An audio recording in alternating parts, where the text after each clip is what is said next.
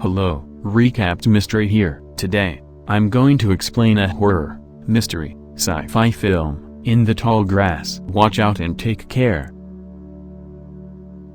Becky, 6 months pregnant, and Cal are on their way to give the baby up for adoption after a 3-day drive. Becky is feeling sick, so they come to a halt near a field of thick grass. Soon later, they hear a boy's voice pleading for help. Cal pulls over on the side of the road. A woman from the grass field yells at the child, whom she refers to as Tobin, to stop making noise and threatens him that he will hear you. Cal thinks Tobin is only a few feet inside the field and rushes in to help him. Becky attempts to call the police, but the system fails. She has lost sight of Cal in the midst of the chaos, and they have become separated. Cal tries to reach Tobin, but his voice simply teleports away from him, so he and Becky decide to meet up by following the sound of her voice. He pursues it and, just as he is ready to meet her, he misses her. Even though she doesn't move an inch, she is to his right at one time and then to his left at another. Cal begins to sense that something is not quite right. They devise the plan of jumping to determine one another's positions. On the first attempt,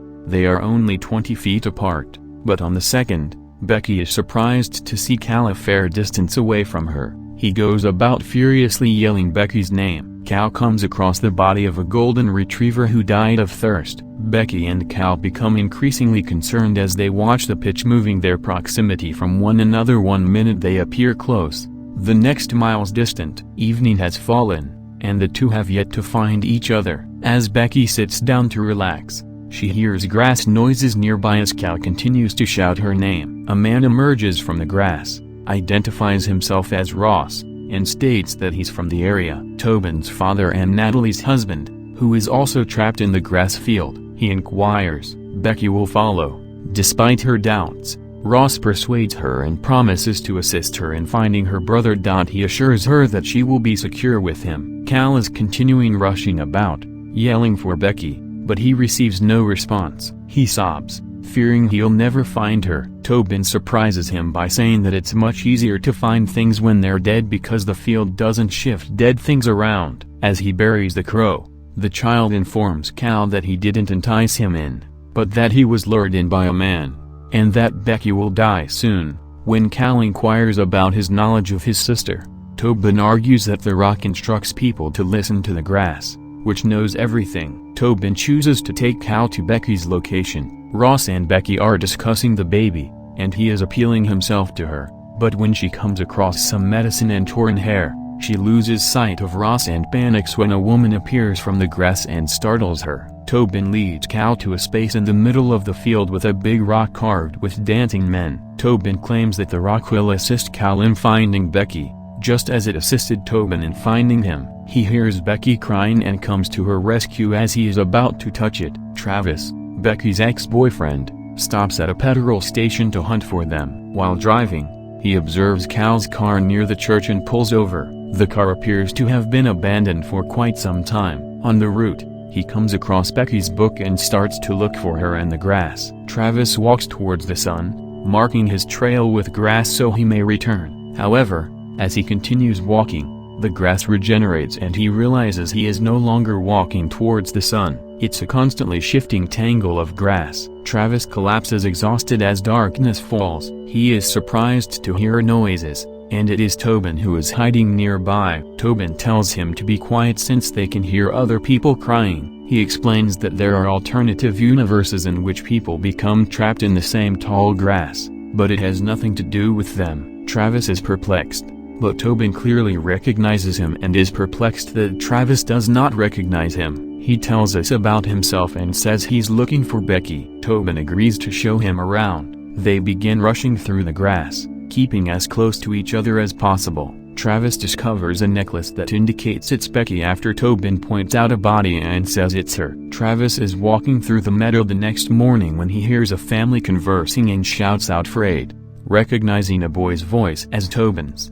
Natalie and Ross, it turns out, are also present. The dog bolts into the meadow, and the entire family chases after him. Travis tries to warn them not to enter, but it's too late. The day goes too swiftly, especially since Ross has separated from Tobin and Natalie. He looks for them but is unsuccessful. He thinks to himself a few soothing words and discovers the clearing with the mysterious rock.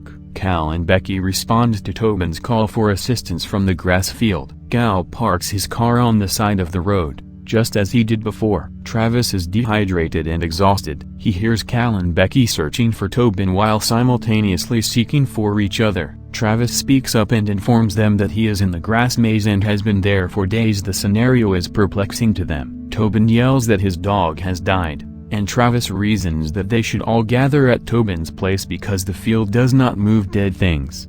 Tobin continues to talk, and it won't be long before they all meet up. Travis explains the issue in greater detail, saying that he came here after them, but they arrived just now, which is puzzling, but he wants them to trust him. Becky suspects that someone is monitoring them, so the gang chooses to relocate in order to gain a better understanding of their surroundings. Tobin climbs up on Travis' shoulders. They march to a building after he discovers it. Travis and Becky kiss on the way there, and she lets him touch her belly. Cal is upset about it, and that's when they get a call, which they think is from Becky, but they can only hear bits and pieces of her asking them not to make the same mistake, and then it cuts off and they keep traveling. As Becky had predicted, Becky begins to feel bad after a while of walking. She starts bleeding, faints, and has images of the baby wrapped in grass. Ross appears out of nowhere and begins CPR. When she awakens, he informs her that she is most likely suffering from heat stroke. Ross assures them that he can get them out, but it will not be an easy journey. They tell him they're on their way to a building, and when Tobin climbs upon Travis' shoulders, he realizes the building has vanished. But Ross promises them he has the golden ticket out of here. He takes them into the field while singing, which appears unusual to the others. Ross returns them to the trampled circle of grass with the ominous rock in the center. When asked what it is, he replies that it has existed since before the Ice Age and is essentially the center of the universe. Becky snaps and calls him out. He promised to show them the way out. He has. Just look. He encourages them to touch the stone and they will immediately know the way out. Cal wishes to touch the stone, but Natalie appears from the grass and tells him not to. She is terrified and warns Ross to stay away. She informs the rest of the group that he is lying and is surprised to see Becky because she thought she had seen her dead. Ross makes it appear as if she is hallucinating. Becky is seeing more grass people including Ross, who no longer appears human. She requests that they leave and take Natalie with them. But Ross simply instructs them to touch the rock and they will immediately understand what he means. Travis advises him to release them, or what? Ross inquires, and the wind vanishes. He begins to intimidate them into touching the rock. Travis leaps at Ross, but he is overcome and his shoulder is dislocated. He then takes Natalie, tells his kid that it's just flesh and grass, and crushes her head. They flee into the grass, terrified. Tobin notices the dog, and they all race after him, arriving at the place they were looking for before. They shut themselves in. Cal assists Travis with his arm and begins blaming him for everything, because he wanted Becky to have an abortion. Thus they ended up driving away to give up the baby, which caused this whole catastrophe. Cal turns out to love his sister more than just his sister, and when Travis calls this out to him, he takes a beating. They decide to ascend to the roof and barricade themselves there. Once Ross discovers them, they recall seeing this building from the road, and they can see that the road is only a few yards away. But what would happen if they go into the grass? When they discover the dog on the road, Travis falls and instead of pulling him in, Cal drops him. Ross discovers another route up, so they attempt to flee. Becky is still concerned about Travis as Tobin runs into the grass. Cal encourages her to forget about him, and she realizes he done something wrong. She runs away from him, and Ross, as if he can read Cal's mind, catches up with him and tells him what's going through Cal's head, and he storms off. You can run through the grass, but you can't hide. Ross catches and overpowers him before strangling him. This is one of many Cal fatalities in the same location. Travis wakes up and walks into the grass. They can't locate each other again, but he admits to Becky that he made a mistake and wants to start a family with her. Travis is startled to hear screams. It is Ross. He has found her. As Ross places her down, she discovers a pair of nail scissors and stabs his eye, giving her the opportunity to flee. A torrential downpour begins, and Becky is aware of grass animals all around her. The animals drag her to the crushed grass circle with the foreboding stone. She takes out her phone and contacts her past self, telling her not to repeat the same mistakes and to break the cycle. Becky begins to feel pressure, and based on the carvings on the stone, it appears that the grass creatures want her to undergo a premature birth and sacrifice the baby. The ground dips in, revealing massive roots emerging from the stone and the people, who appear to be stuck to the ground and wailing. Becky awakens dazed, and Cal offers her some water to drink. He shows her the baby, which has just come out of the oven and is perfectly baked. He provides her with food. He says it's simply grass when she wonders what she's eating. It turns out it wasn't grass.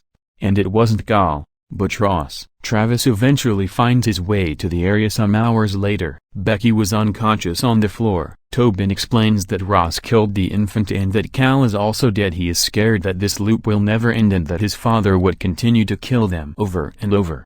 Travis summons Ross, only to be ambushed. They fight, with Ross pulling a sharp bone from the muck and stabbing Travis. Ross pulls up Tobin and forces him to touch the rock, but Becky snaps and pokes out Ross's other eye. Travis begins slamming Ross's head against the rock, but Ross throws him off. Travis soon overpowers Ross and strangles him with grass. He notices Becky's death. Travis, infuriated, taps the stone. The sky goes crimson, and he feels the grass envelop him. He gains a comprehensive understanding of the situation. He orders Tobin to follow him, hands Becky's necklace to him, tells him not to let her in and pushes him out of the grass field. Tobin is at the church when he notices Cal's car stopped on the side of the road and another Tobin shouting for aid from the grassy field. Tobin goes over to them and begs them to leave. He shows Becky the identical necklace she wears and tells her it was given to her by Travis. Becky shows it to Gal, and they agree to depart. Becky decides to turn around and keep the baby,